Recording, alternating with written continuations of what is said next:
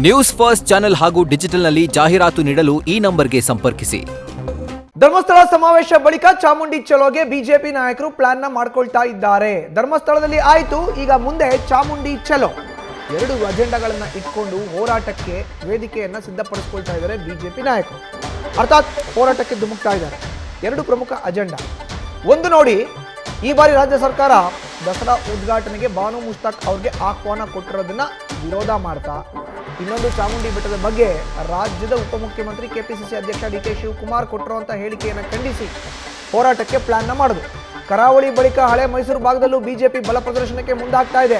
ಪ್ರಬಲ ಹಿಂದುತ್ವ ಇರೋ ಕಡೆ ಈಗ ಆಲ್ರೆಡಿ ಹೋರಾಟ ಮಾಡಿದ್ದಾಯಿತು. ಹಳೆ ಮೈಸೂರು ಭಾಗದಲ್ಲಿ ಡಿ.ಕೆ.ಶಿಗೆ ಕೌಂಟರ್ ಕೊಡೋಕೆ ತಂತ್ರವನ್ನು ಮಾಡಿಕೊಳ್ಳಲಾಗ್ತದೆ. ಅದಕ್ಕೆ ವೇದಿಕೆ ಸಿದ್ಧಪಡಿಸ್ಕೊಳ್ತಾ ಇದೆ. ವಿಧಾನಸಭೆಯಲ್ಲಿ ವಿಪಕ್ಷ ನಾಯಕರಾಗಿರುವಂಥ ಆರ್ ಅಶೋಕ್ ನೇತೃತ್ವದಲ್ಲಿ ಚಾಮುಂಡಿ ಚಲೋಗೆ ಸಕಲ ರೀತಿಯ ಸಿದ್ಧತೆಗಳು ಆಗ್ತಾ ಇದೆ. ಹಳೆ ಮೈಸೂರು ಭಾಗ ಅಂತ ಹೇಳಿದ್ರೆ ಒಕ್ಕಲಿಗರು ಪ್ರಾಬಲ್ಯ ಇರುವಂಥ ಭಾಗ. ಹೀಗಾಗಿ ಒಕ್ಕಲಿಗ ನಾಯಕರೇ ಇದರ ಹೋರಾಟದ ನೇತೃತ್ವವನ್ನು ವಹಿಸ್ಕೋಬೇಕು. ಈ ನಿಟ್ಟಿನಲ್ಲಿ ಈಗ ಆರ್ ಅಶೋಕ್ ಅವರು ಅಖಾಡಕ್ಕೆ ಎಂಟ್ರಿ ಆಗಿದ್ದಾರೆ. ಕಾರಣ ಏನು ಅಂದರೆ ಅವರು ವಿಧಾನಸಭೆಯಲ್ಲಿ ವಿಪಕ್ಷ ನಾಯಕರು, ಬಿಜೆಪಿಯ ಶಾಸಕಾಂಗ ಪಕ್ಷದ ನಾಯಕರು ಅವರೇ.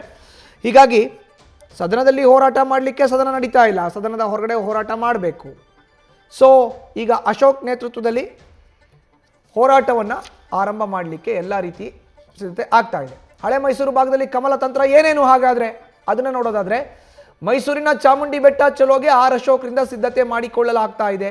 ಕರಾವಳಿ ನಂತರ ಹಳೆ ಮೈಸೂರು ಭಾಗದಲ್ಲೂ ಬಿಜೆಪಿ ಬಲ ಪ್ರದರ್ಶನಕ್ಕೆ ಮುಂದಾಗಿದೆ. ಈಗ ಮೈಸೂರಿನಲ್ಲಿ ಪಾದಯಾತ್ರೆಗೆ ಯೋಜನೆಯನ್ನು ರೂಪಿಸಿ ಬಿಜೆಪಿ ನಾಯಕರು ಸಿದ್ಧತೆಯನ್ನು ಮಾಡಿಕೊಳ್ತಾ ಇದ್ದಾರೆ.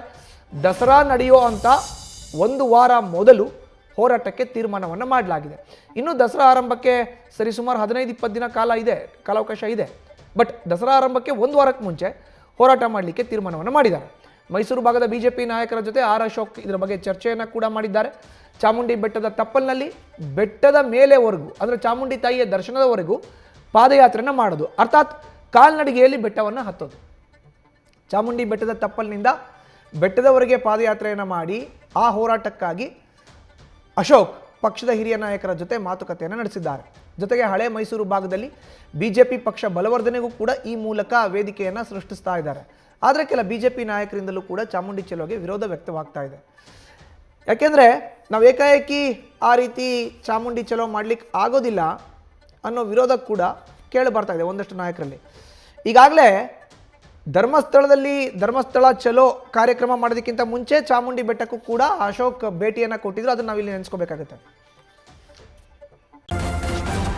ನ್ಯೂಸ್ ಫಸ್ಟ್ ನಿರ್ಭೀತಿಯಿಂದ ನಿಮ್ಮ ಪರವಾಗಿ.